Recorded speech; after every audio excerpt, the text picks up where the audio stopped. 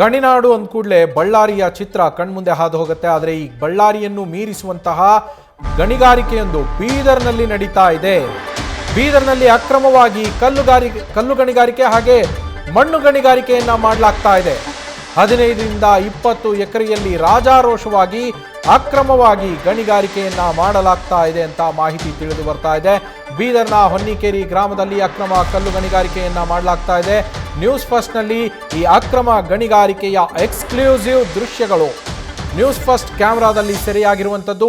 ಭೂ ಸಂಪತ್ತನ್ನ ಲೂಟಿ ಮಾಡ್ತಾ ಇದ್ರು ಕೂಡ ಅಧಿಕಾರಿಗಳು ಕಣ್ಮುಚ್ಚಿ ಕುಳಿತಿದ್ದಾರಾ?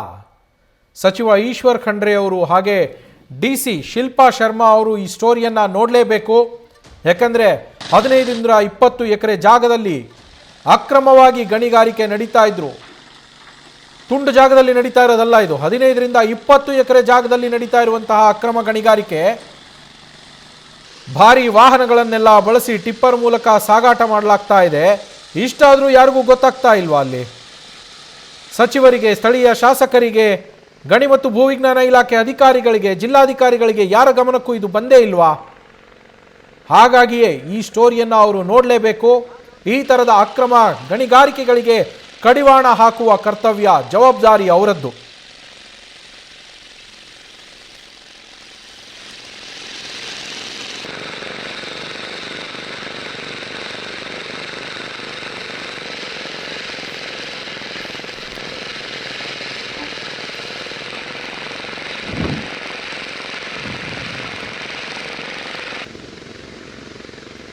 ನೋಡಿ, ದೃಶ್ಯಗಳಲ್ಲಿ ಗಮನಿಸ್ತಾ ಇದ್ದೀರಾ, ರಾಜಾರೋಷವಾಗಿ ಅಕ್ರಮ ಗಣಿಗಾರಿಕೆ ನಡೀತಾ ಇದೆ.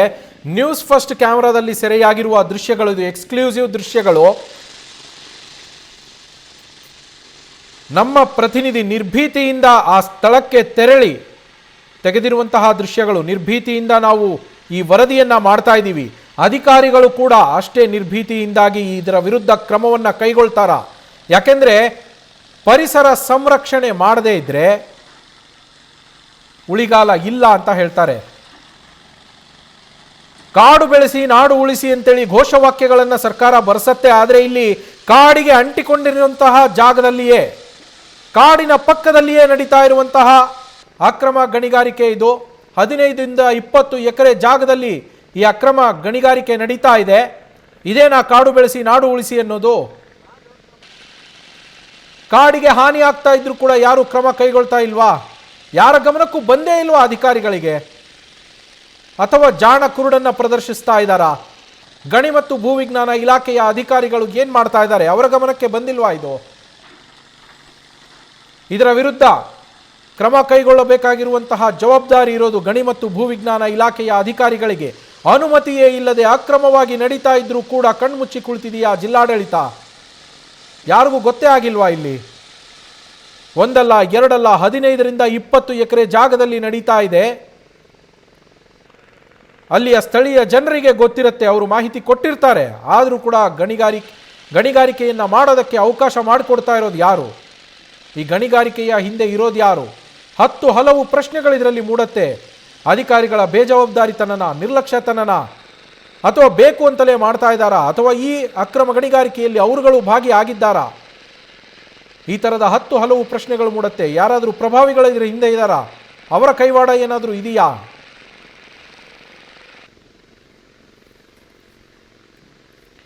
ಅರಣ್ಯಕ್ಕೆ ಹೊಂದಿಕೊಂಡಿರುವಂತಹ ಪ್ರದೇಶದಲ್ಲಿ ಈ ಅಕ್ರಮ ಗಣಿಗಾರಿಕೆ ನಡೀತಾ ಇರುವಂಥದ್ದು. 15ರಿಂದ 20 ಎಕರೆ ಜಾಗದಲ್ಲಿ ರಾಜಾರೋಷವಾಗಿ ಕಲ್ಲು ಗಣಿಗಾರಿಕೆ, ಮಣ್ಣು ಗಣಿಗಾರಿಕೆ ಮಾಡ್ತಾ ಇದ್ರು ಕೂಡ ಯಾರು ಕ್ಯಾರೆ ಅನ್ನೋರಿಲ್ಲ. ಅಲ್ಲಿ ಪರವಾನಿಗೆಯೇ ಇಲ್ಲ ಇದಕ್ಕೆ. ಆದರೂ ಕೂಡ ಭೂಮಿಯ ಸಂಪತ್ತನ್ನ, ಭೂಮಿಯ ಒಡಲನ್ನ ಬಗೆದು ಆ ಲೂಟಿ ಮಾಡ್ತಾ ಇದ್ದಾರೆ ದಂಧೆಕೋರರು. ಬೀದರ್ನ ಹೊನ್ನಿಕೇರಿಯಲ್ಲಿ ಎಗ್ಗಿಲ್ಲದೆ ಕಲ್ಲು ಗಣಿಗಾರಿಕೆ ನಡೀತಾ ಇದೆ. ಇದು ಬೀದರ್ ಜಿಲ್ಲೆಯ ಹೊನ್ನಿಕೇರಿಯಲ್ಲಿ ಅರಣ್ಯ ಪ್ರದೇಶಕ್ಕೆ ಹೊಂದಿಕೊಂಡಿರುವಂತಹ ಜಾಗದಲ್ಲಿ 15ರಿಂದ 20 ಎಕರೆ ಜಾಗದಲ್ಲಿ ಅಕ್ರಮ ಕಲ್ಲು ಗಣಿಗಾರಿಕೆ ನಡೀತಾ ಇರುವಂಥದ್ದು.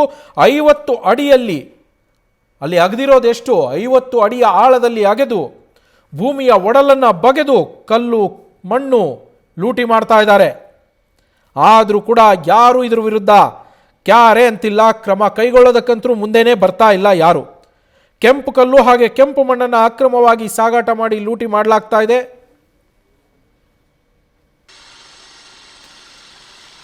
ನಮ್ಮ ಬೀದರ್ ಪ್ರತಿನಿಧಿ ಶಿವಾನಂದ್ ಫೋನ್ ಸಂಪರ್ಕದಲ್ಲಿದ್ದಾರೆ. ಶಿವಾನಂದ್, ನೀವು ಅಲ್ಲಿಗೆ ಹೋಗಿ ವರದಿಯನ್ನ ಮಾಡಿಕೊಂಡು ಬಂದಿದ್ದೀರಾ, ಆದರೂ ಕೂಡ ಅಧಿಕಾರಿಗಳಿಗೆ ಇದ್ರ ಬಗ್ಗೆ ಮಾಹಿತಿ ಇಲ್ವಾ? ಕ್ರಮ ಕೈಗೊಳ್ಳೋದಕ್ಕೆ ಹಿಂದೇಟು ಯಾಕೆ ಶಿವಾನಂದ್?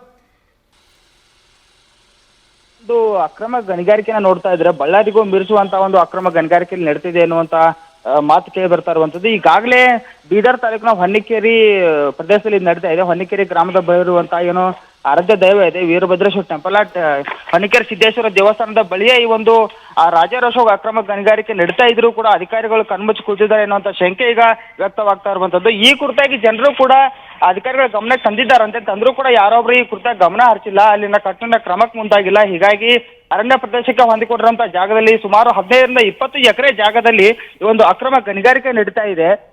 ಏನೋ ಕಲ್ಲು ಗಣಿಗಾರಿಕೆ, ಕೆಂಪು ಕಲ್ಲು ಗಣಿಗಾರಿಕೆ ಮತ್ತು ಮತ್ತೊಂದೆಡೆ ಅದರ ಪಕ್ಕದಲ್ಲೇ ಮಣ್ಣು ಗಣಿಗಾರಿಕೆ ಕೂಡ ನಡೀತಾ ಇದೆ. ಎರಡೂ ಕೂಡ ರಾಜಾರೋಷವಾಗಿ ಅಂದ್ರೆ ಅರಣ್ಯ ಪ್ರದೇಶದಲ್ಲಿ ಯಾವ ರೀತಿ ನಡೀತಾ ಇದೆ ಅಂದ್ರೆ ಬಳ್ಳಾರಿಯನ್ನ ಮೀರಿಸುವ ರೀತಿಯಲ್ಲಿ ಒಂದು ಅಕ್ರಮ ಗಣಿಗಾರಿಕೆ ನಡೀತಾ ಇರುವಂತದ್ದು. ಈ ಕುರಿತಾಗಿ ಅಧಿಕಾರಿಗಳನ್ನ ಸಂಪರ್ಕಿಸಿದ್ರೆ ಅವರು ಪ್ರತಿಕ್ರಿಯೆ ನೀಡ್ತಾರೆ. ಯಾವುದೇ ರೀತಿಯ ಕ್ರಿಯೆಯನ್ನು ಸ್ವೀಕರಿಸಲಿಲ್ಲ. ಗಣಿ ಮತ್ತು ಭೂವಿಜ್ಞಾನ ಇಲಾಖೆ ಅಧಿಕಾರಿಗಳನ್ನ ನಾವು ಸಂಪರ್ಕ ಕೂಡ ಮಾಡಿದ್ವಿ. ಆ ಒಂದು ಸ್ಥಳದಲ್ಲಿ ನೀವು ಭೇಟಿ ಕೊಟ್ಟಿದ್ರ ಸರ್, ಈ ರೀತಿ ನಡೀತಾ ಇದೆ, ಸುಮಾರು ಎಷ್ಟು ದಿನಗಳು ನಡೀತಾ ಇದೆ ಗೊತ್ತಿಲ್ಲ, ಹೀಗಾಗಿ ಇದ್ರ ಕುರಿತಾಗಿ ಏನಾದರೂ ಗಮನಕ್ಕಿದೆಯಾ ಅಂತ ಕೇಳೋಣ ಅಂತ ಕರೆ ಮಾಡಿದ್ರೆ ಯಾವುದೇ ಕಾರಣಕ್ಕೂ ಅವರು ಕರೆಯನ್ನ ಸ್ವೀಕರಿಸಲಿಲ್ಲ. ಇದರಿಂದ ಏನೋ ಈ ಶಂಕೆ ಮೂಡ್ತಾ ಇರೋದು ಏನಂತಂದ್ರೆ ಇಷ್ಟು ಅಕ್ರಮವಾಗಿ ರಾಜಾರೋಷ ನಡೀತಾ ಇದ್ರು ಅಧಿಕಾರಿಗಳು ಗೊತ್ತಿದ್ರು ಕೂಡ ಕಣ್ಮುಚ್ಚಿ ಕೂತಿದ್ದಾರಾ ಅಥವಾ ಇವರು ಕೂಡ ಅದರಲ್ಲಿ ಶಾಮೀಲಾಗಿದ್ದಾರಾ ಎನ್ನುವಂತ ಒಂದು ಅನುಮಾನ ಈಗ ಜನರಿಗೆ ಮುಟ್ತಾ ಇರುವಂತದ್ದು. ಆ ಒಂದು ಸ್ಥಳದಲ್ಲಿ ಯಾವ ರೀತಿ 15ರಿಂದ 20 ಎಕರೆ ಜಾಗದಲ್ಲಿ ಸುಮಾರು ಕಲ್ಲು ಗಣಿಗಾರಿಕೆ ಯಾವ ರೀತಿ ನಡೀತಾ ಇದೆ ಅಂತಂದ್ರೆ ಭೂ ಸಂಪತ್ತನ್ನ ಅಕ್ರಮವಾಗಿ ಲೂಟಿ ಮಾಡಿ ನೆರೆ ರಾಜ್ಯಕ್ಕೆ ಮತ್ತು ಅವರ ಏನು ದಂಧೆಕೋರರು ಲೂಟಿಕೋರರಾಗಿದ್ದಾರೆ. ಈಗಾಗಲೇ ಸಾಕಷ್ಟು ರೀತಿಯ ಖನಿಜ ಸಂಪತ್ತು ಲೂಟಿಗೂ ಜಿಲ್ಲೆಯಾದ್ಯಂತ ಬೇರೆ ಬೇರೆ ಕಡೆ ಕೂಡ ನಡೀತಾ ಇರುವಂತದ್ದು. ಆದ್ರೂ ಕೂಡ ಗಣಿ ಮತ್ತು ಭೂವಿಜ್ಞಾನ ಇಲಾಖೆ ಅಧಿಕಾರಿಗಳು ಯಾಕಿಷ್ಟು ಮೌನವಾಗಿದ್ದಾರೆ, ಏನು ಅಕ್ರಮ ದಂಧೆಕೋರರ ವಿರುದ್ಧ ಕ್ರಮಕ್ಕೆ ಯಾಕೆ ಮುಂದಾಗ್ತಿಲ್ಲ ಎನ್ನುವಂತ ಅನುಮಾನಗಳು ಈಗ ಸಾಕಷ್ಟು ಎಡೆಮಾಡಿಕೊಟ್ಟಿರುವಂತದ್ದು. ಇನ್ನಾದ್ರೂ ಅಧಿಕಾರಿಗಳು ಆ ಒಂದು ಸ್ಥಳಕ್ಕೆ ಹೊನ್ನಿಕೇರಿ ಪ್ರದೇಶದಲ್ಲಿ ನಡೀತಾ ಇರುವಂತಹ ಅಕ್ರಮ ಗಣಿಗಾರಿಕೆ ಏನಿದೆ ಅದಕ್ಕೆ ಪರ್ಮಿಷನ್ ಇದೆಯಾ ಅಥವಾ ಪರ್ಮಿಷನ್ ಇಲ್ಲದೆ ಇದ್ರೂ ಕೂಡ, ಪರ್ಮಿಷನ್ ಇದ್ರೂ ಕೂಡ 5ರಿಂದ 6 ಅಡಿ ಮಾತ್ರ ತೆಗ್ಗನ್ನ ತೋಡಿ ಮಣ್ಣು ಗಣಿಗಾರಿಕೆ ಮಾಡಬೇಕು. ಆದ್ರೂ ಕೂಡ ಈ ಒಂದು ಲೂಟಿಕೋರರು 15ರಿಂದ 20 50 ಅಡಿ ಒಳಗೂ ಕೂಡ ಆಳಕ್ಕೆ ಇಳಿದು ಕಲ್ಲು ಗಣಿಗಾರಿಕೆ ಮತ್ತು ಮಣ್ಣು ಗಣಿಗಾರಿಕೆ ಮಾಡ್ತಿದ್ದಾರೆ. ಅಲ್ಲಿರುವಂತಹ ಸುತ್ತಮುತ್ತ ಗಿಡಗಳು ಕೂಡ ಇದ್ವು, ಆ ಗಿಡಗಳನ್ನು ಕೂಡ ನಾಶ ಮಾಡಿದ್ದಾರೆ. ನಾಶ ಮಾಡಿ ಅವರ ವೆಹಿಕಲ್ಗಳನ್ನ ಮೂವ್ ಆಗ್ಲಿಕ್ಕೆ ದಾರಿಯನ್ನ ಮಾಡಿಕೊಂಡು ಈ ಒಂದು ಅಕ್ರಮ ಗಣಿಗಾರಿಕೆ ನಡೆಸ್ತಾ ಇದ್ದಾರೆ. ಈ ಗಣಿಗಾರಿಕೆಗೆ ಇದು ಅಕ್ರಮನ ಅಥವಾ ಇವರು ಪರ್ಮಿಷನ್ ತಗೊಂಡಿದ್ರು, ಎಷ್ಟು ಯಾವ ಒಂದು ಸ್ಥಳದಲ್ಲಿ ಪರ್ಮಿಷನ್ ತೆಗೆದುಕೊಂಡಿದ್ರು, ಅವಧಿ ಏನೋ ಪರ್ಮಿಷನ್ಕ್ಕಿಂತ ಪರವಾನಗಿ ಪಡೆದ ಸ್ಥಳಕ್ಕಿಂತ ಹೆಚ್ಚಿನ ಜಾಗದಲ್ಲಿ ಗಣಿಗಾರಿಕೆ ನಡೆಸ್ತಾ ಇರುವಂತ ಸಾಮಾನ್ಯವಾಗಿ ಎಲ್ರಿಗೂ ಕಾಣ್ತಾ ಇರುವಂತಹ ದೃಶ್ಯ. ಹೀಗಾಗಿ ಅಧಿಕಾರಿಗಳ ಒಂದು ಸ್ಥಳಕ್ಕೆ ಭೇಟಿ ನೀಡಿ ಇದು ಯಾವ ರೀತಿ ದಂಧೆ ನಡೀತಾ ಇದೆ, ಇದು ಅಕ್ರಮನ ಅಥವಾ ಸಕ್ರಮಣ ಅನ್ನುವಂಥ ರೀತಿಗೆ ಸ್ಪಷ್ಟನೆ ಕೊಡಬೇಕಾಗಿರುವಂತ ಅಧಿಕಾರಿಗಳು ಈಗ ಕರೆಯನ್ನು ಸ್ವೀಕರಿಸಿಲ್ಲ.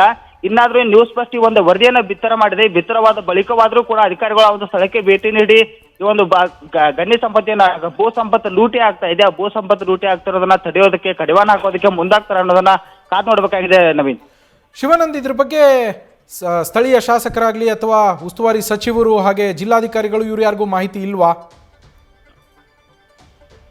ಎಸ್ ನವೀನ್, ಈಗಾಗಲೇ ಇದು ಇಷ್ಟೊಂದು ರಾಜಾರೋಷವಾಗಿ ನಡೀತಾ ಇದೆ ಅಂತಂದ್ರೆ, ಇಷ್ಟೊಂದು ಎಗ್ಗಿಲ್ಲದೆ ನಡೀತಾ ಇದೆ ಅಂತ ಅಂದಾಗಲೇ ಇದ್ರ ಕುರಿತಾಗಿ ಅವ್ರ ಗಮನಕ್ಕೂ ಇರಬಹುದು. ಇದ್ರೂ ಕೂಡ ಸುಮ್ಮನಿದ್ದಾರೆ ಎನ್ನುವಂತ ಶಂಕೆ ಈಗ ಸಾಮಾನ್ಯವಾಗಿ ಎಲ್ಲರಿಗೂ ಕೂಡ ಕೇಳಿ ಬರ್ತಾ ಇರುವಂತದ್ದು. ಹೀಗಾಗಿ ಈ ಒಂದು ಸ್ಥಳದ ಕುರಿತಾಗಿ ಅವ್ರ ಗಮನಕ್ಕಿದ್ರು ಕೂಡ ಸುಮ್ಮನೆ ಕೂತಿದ್ದಾರೆ ಅಥವಾ ಅಧಿಕಾರಿಗಳು ತಾವೇ ಅವ್ರ ಗಮನಕ್ಕೆ ಬಂದು ಕೂಡ ಅಂದ್ರೆ ಕಣ್ಮುಚ್ಚಿ ಕೂತಿದ್ದಾರೆ ಎನ್ನುವಂತ ಮಾತುಗಳಿಗೆ ಕೇಳಿ ಬರ್ತಾ ಇರುವಂತದ್ದು. ಈಗಾಗಲೇ ಈ ಕುರಿತಾಗಿ ಆ ಒಂದು ಕ್ಷೇತ್ರದ ಸ್ಥಳೀಯ ಶಾಸಕರಾಗಿರುವಂತಹ ಶೈಲೇಂದ್ರ ಬೆಲ್ದಾಳಿ ಅವರಿದ್ದಾರೆ. ಶೈಲೇಂದ್ರ ಬೆಲ್ದಾಳಿ ಅವರು ಕೂಡ ಗಣಿ ಸಂಪತ್ತು ಲೂಟಿ ಆಗ್ತಿದ್ರು ಸುಮ್ಮನೆ ಕೂತಿದ್ದಾರೆ ಅಥವಾ ಅವ್ರ ಗಮನಕ್ಕೆ ಇದೆಯಾ ಇಲ್ವಾ ಅನ್ನೋದ್ರ ಕುರಿತಾಗಿ ಇನ್ನಷ್ಟು ಸ್ಪಷ್ಟನೆ ಸಿಗಬೇಕಾಗಿದೆ.